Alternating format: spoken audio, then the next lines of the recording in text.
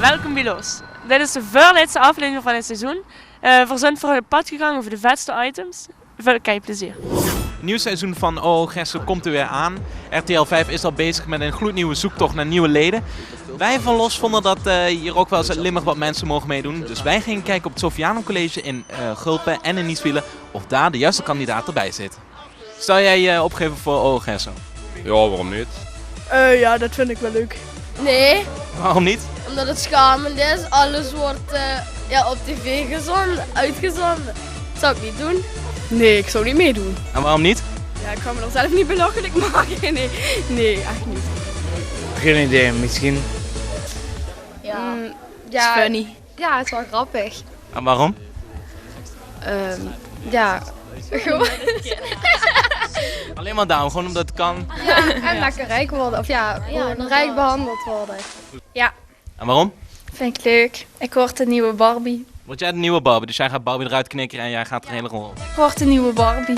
En waarom? Omdat ik dat leuk vind. En dat wordt Kaan. Comments.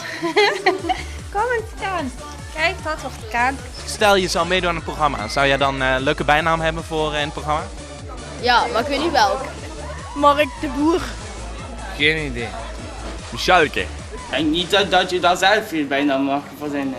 Want toen de producers of zo, denk ik waarschijnlijk. Christy, denk ik. Of zoiets. Christy. Nou, we hebben jullie gevraagd. Er zijn weinig kandidaten te vinden die echt willen meedoen aan een nieuw seizoen van OO Gerso. Vele nee's en er zijn ook een paar leuke bijnamen bij. Maar ja, blijkbaar moeten we toch naar Den Haag toe voor de originele, echte OO Gerso's.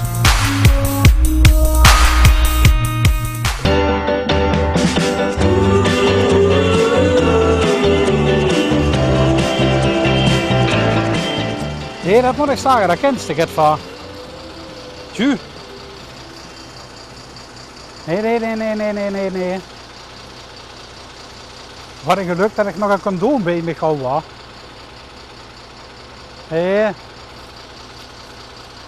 Nee, dat noemen we moet van nog een zuffer maken, dat wordt echt een meute weer.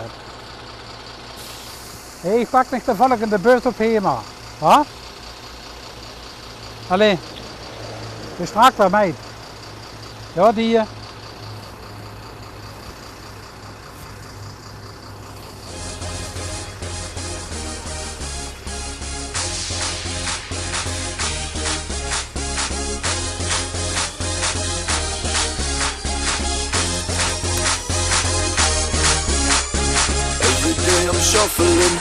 Ken je dat? Zit je in de bus, zit je naast iemand met oordopjes in en jij vraagt je nou even af wat hij is aan het luisteren. Wij van ons vroegen dat ook eens af en wij gingen op straat in Maastricht kijken wat mensen nou luisteren op straat of in de bus of op het station. Welke muziek luister je? Naar de Foo Fighters, nieuwste cd. En welk nummer? Dat is een goede vraag. Moet ik even luisteren. Het is in ieder geval de cd is Wasting Light. En ik ga het even bekijken. Arlandria.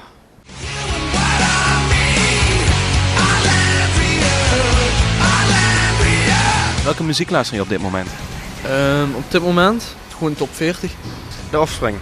Op dit moment Wolfmother. Even kijken. The Unicorn van Stimming.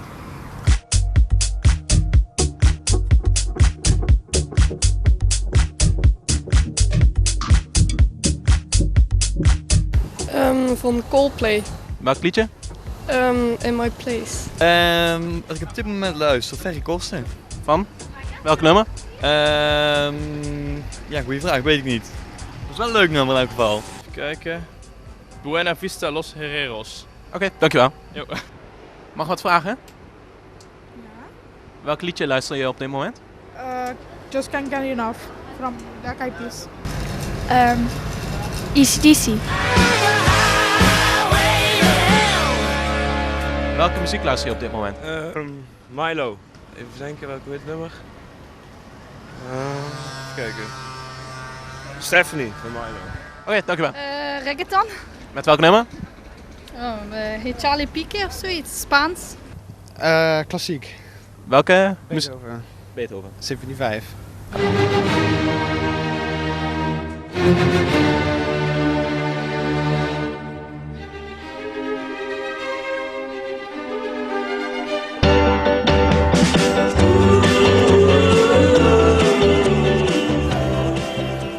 Het ging er van nog een wiet sigaret of zo gaat bezig. Ja, maar dat mag ze niet hebben hier. Maar nee, ik ga hier een wietje. Ah, weet. Daar is een sigaret en... Sigaret? Nee, sorry. Met, Maar dat vind ik een andere vraag. Denk je het had erbij? Nee. Ja, dat er net erbij. Dat er net erbij. Wil er een joint al? Ja. Nee, die hoef ik niet. Wat wil er die dan hebben? Ja, voor te roken natuurlijk. Ja. Hast ze dat niet? Nee, hou die dan op. Robert, kom eens kijken. We hebben even nodig. Hey, als ze een joint bieden. De man wil een joint.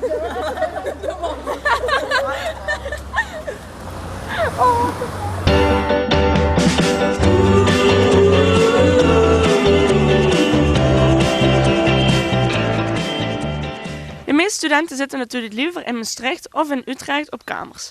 Wij hebben iemand gevonden die doet dat liever niet. Die zit liever op de camping in Wieler. En dat is Bart.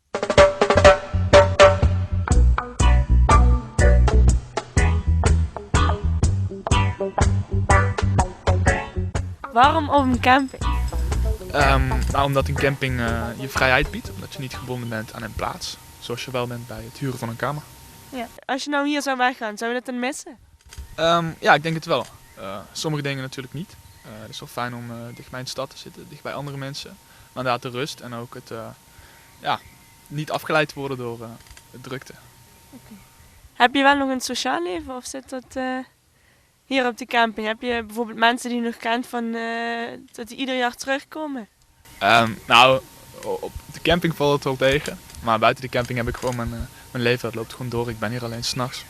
En vooral in de stad waar ik in Utrecht, waar ik gestudeerd heb, daar kom ik nog regelmatig. En ja, dus wees maar niet bang.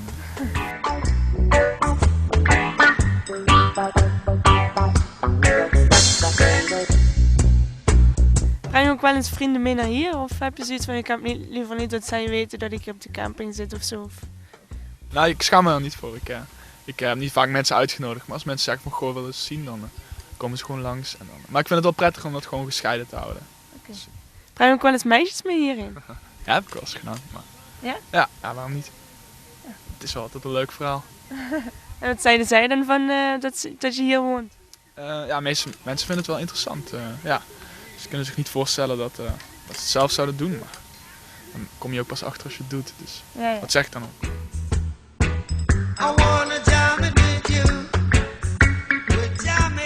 Waarom deze camping? Ja, ten eerste, hij was heel goedkoop.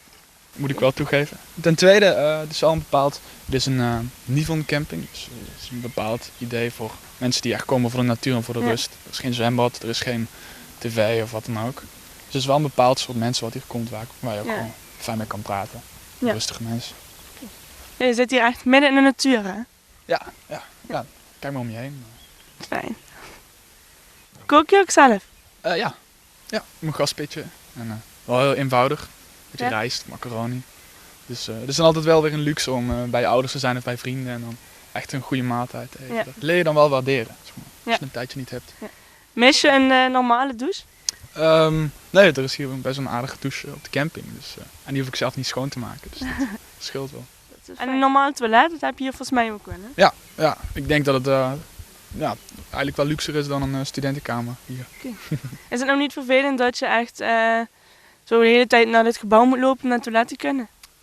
Nee, je komt ook steeds buiten. Dus als het regent is het wat minder. Of je wordt 's nachts wakker of je komt terug van de douche en je wordt helemaal nat geregend. Maar het zijn wel dingen die je onthoudt. Ja. En hoe is het slapen hier? Is dat denk je beter dan op zo'n hoe heet dat? Zo'n studentenkamer? Het bed is wat kleiner. Je hebt gezien, de cabin is ook wat kleiner. Ja. Maar het is goed genoeg voor mij. Dus. Maar je slaapt wel gewoon iedere nacht hier. Het is niet dat je thuis gaat slapen. Dus. Ja, ik heb wel eens thuis geslapen, maar eigenlijk vind ik het wel fijn om gewoon mijn eigen plekje te hebben. En zeker sinds ik wel kamers heb gewoon in de stad, is het wel fijn om die onafhankelijkheid gewoon te houden. Daarom ben ik ook hier naartoe gegaan en niet terug naar mijn ouders. Maar je zou ook niet meer terug willen naar huis? Daar echt gaan wonen? Nee, niet definitief. Nee, ik kom er wel gewoon graag. Maar nee, ik vind het wel fijn zo. Vrijheid. Dit was de voorlaatste aflevering van Los. Ik hoop dat jullie genoten hebben van deze uitzending. En kijk volgende maand weer, want dan zijn we er natuurlijk weer. Ga ook even naar losonline.huis.nl en daar vind je ook de laatste aflevering van ons, de gala-uitzending. Dus kijk die ook eens even terug. En ja, tot volgende maand.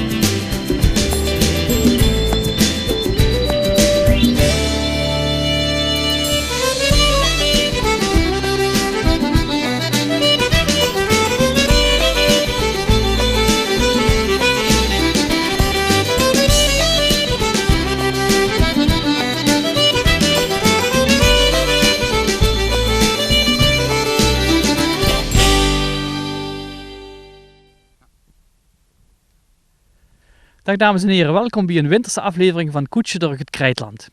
Speciaal voor de lui die er niet genoeg van kunnen krijgen, of voor de lui die in een boete zullen kunnen gaan, glietje we nog een keer door het winterse landschap.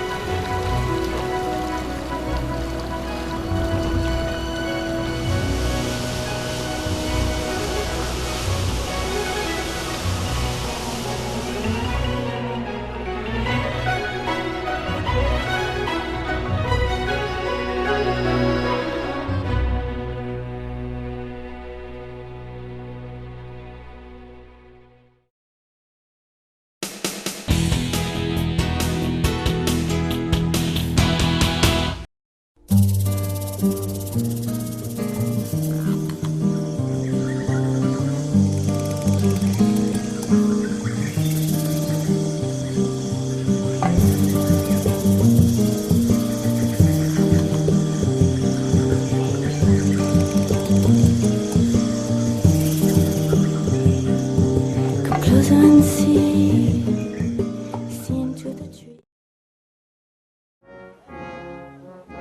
Op 10/10/2010 krijgt Nederland 3 bijzondere gemeenten.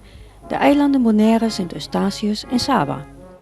De Vaalserberg raakt hierdoor zijn status van hoogste punt van Nederland kwijt aan de vulkaan Mount Sinai op Saba. De ondernemers van het Drielandenpunt hebben hierop een passende actie bedacht.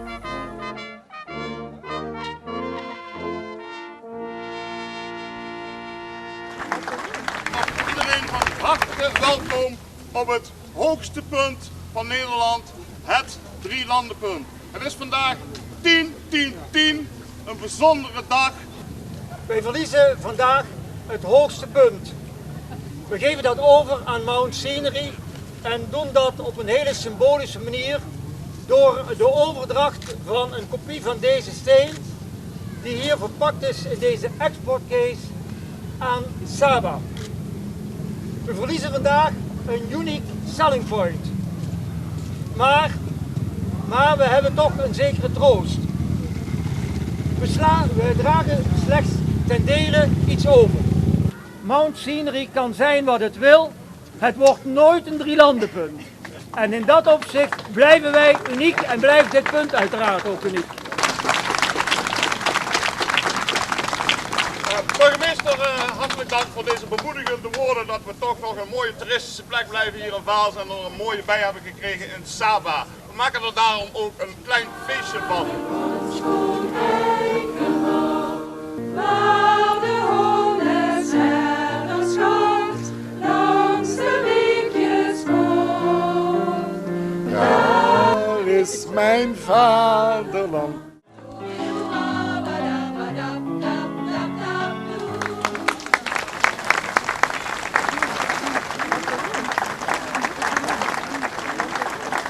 Mount Sinai kan zijn wat het wil. Een vulkaan is natuurlijk een berg, maar is tegelijkertijd ook een gat. Als je er bovenop staat, dan zie je een groot gat. Dat is hier niet het geval. Dus met recht zijn we niet alleen het hoogste punt van het vasteland van Nederland hier in Europa, maar ook blijven we voor de eeuwigheid het mooiste punt van Nederland. En daar zijn we trots op en daar blijven we trots op.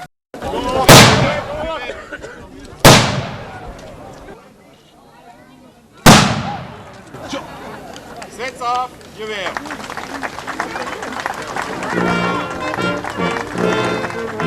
Inmiddels hebben de ondernemers van het Drielandenpunt in december 2010 de kopie van de steen eigenhandig naar de top van Mount Sinai gebracht, waar hij is geplaatst in aanwezigheid van onder andere de gouverneur van Saba.